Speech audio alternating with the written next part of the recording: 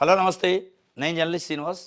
ఈరోజు విశాలాంధ్ర పేపర్లో తగ్గేదే లేదు అని చెప్పి ఒక వార్తనిచ్చారు, బ్యానర్ ఐటమ్. దేని విషయంలో అంటే చంద్రబాబు నాయుడు గారు చెప్తున్నారు తగ్గేదే లేదని పీపీపీ విషయంలో. పీపీపీ వద్దు, ప్రభుత్వమే ముద్దు అని చెప్పి పెద్ద ఎత్తున ఉద్యమాలు జరుగుతున్నాయి, ప్రజా ఉద్యమాలు. దాంట్లో ప్రధానంగా వైఎస్ఆర్సీపీ పార్టీ తీసుకున్న ఉద్యమంలో 1,00,00,000 మంది సంతకాలు చేశారు పీపీపీ వద్దు, ప్రభుత్వం ఆధ్వర్యంలో ఉంచండి ప్రభుత్వ మెడికల్ కాలేజీలని. అయినా కానీ తగ్గేది లేదంటున్నాను. అది ఎక్కడి వరకు వచ్చిందంటే పీపీపీల కోసం ప్రైవేట్ కంపెనీలని పిలిచారు, టెండర్లు బిడ్లు పిలిచారు. రండి పీపీపీలో మెడికల్ కాలేజీని కన్స్ట్రక్షన్ చేసి మేనేజ్మెంట్ చేసుకోండి అని చెప్పి పిలిస్తే ఒకటే దరఖాస్తు వచ్చింది. దాదాపు నెల రోజులు గడిచిపోయి నెల పైన అయింది. ఒకటంటే ఒకటే వచ్చింది, మిగతా వాటికి అసలు అప్లికేషన్స్ రాలేదు. అయినా తగ్గేది లేదు అంటాడు.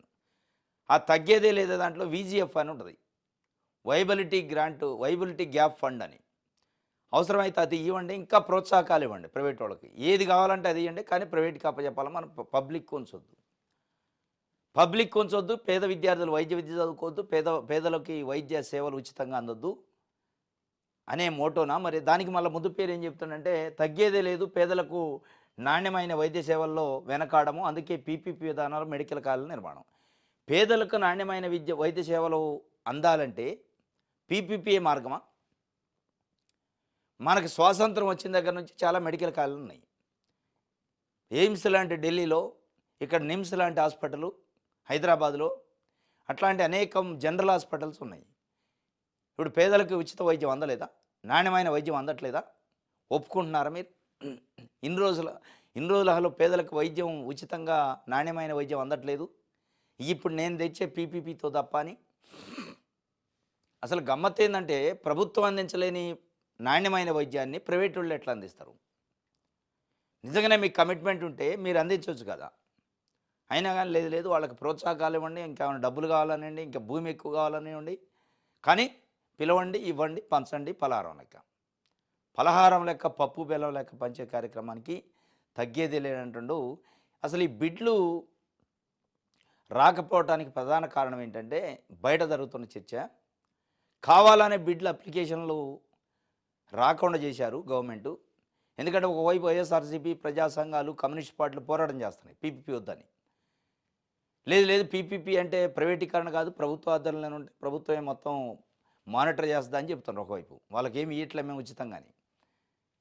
ఈ ఉద్యమం ఒత్తిడి వల్ల ఏమన్నా వాళ్ళకి ఇంకా ప్రోత్సాహకాలు ఇస్తే చెడు పేరు వస్తుంది ప్రజల్లో అని, వ్యతిరేకత వస్తుందని చెప్పి ఈ బిడ్లు రాకుండా చేసి, బిడ్లు రావట్లేదు కాబట్టి వాళ్ళకి వీజీఎఫ్ ఇంకోట ప్రోత్సాహకాల అవసరమైతే ఇంకా భూమి ఎక్కువ, లేకపోతే వాళ్ళు పెట్టే షరతులకి తలగ్గాల్సి వచ్చింది ఎందుకంటే ఎవరు రావట్లేదు అని చెప్పడం కోసం ఇది అల్టిమేట్గా ప్రైవేట్ వాళ్ళకి మేలు చేసే కార్యక్రమం. అంటే అప్లికేషన్ రాలేదు కాబట్టి సడలించాలి రూల్స్, అప్లికేషన్ రాలేదు కాబట్టి ప్రోత్సాహకాలు ఇవ్వాలి, అప్లికేషన్ రాలేదు కాబట్టి ప్రైవేట్ వాళ్ళు ఏ షరతులు పెడితే, ఏ కండిషన్స్ పెడితే వాడికి ఒప్పుకోవాలి మనం. ఇది లూలు కంపెనీ విషయంలో ఎట్లయితే ఒప్పుకుంటున్నారో, కాగ్నిజెంట్ విషయంలో ఎట్లయితే ఒప్పుకుంటున్నారో, ఇట్లాంటి గూగుల్ డేటా సెంటర్ విషయంలో ఎట్లయితే ఒప్పుకుంటున్నారో, మేము 2033 కల్లా పూర్తి చేసినా చేయకపోయినా, ఉద్యోగాలు ఇచ్చినా ఇవ్వకపోయినా మీరు మమ్మల్ని ఏమనొద్దు, లీగల్ యాక్షన్ తీసుకోవద్దు అని వాళ్ళు ఎట్లయితే కండిషన్ పెట్టారో వీళ్ళు కూడా ఆ కండిషన్లు పెట్టడానికి స్కోప్ ఇస్తున్నారు ప్రభుత్వం.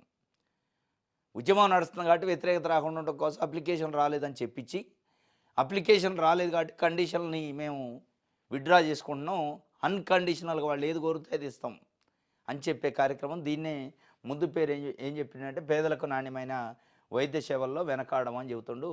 అందుకేనట పీపీపీ, అందుకు కాదు పీపీపీ, ప్రైవేట్ వాళ్ళకి కట్టబెట్టే కార్యక్రమం.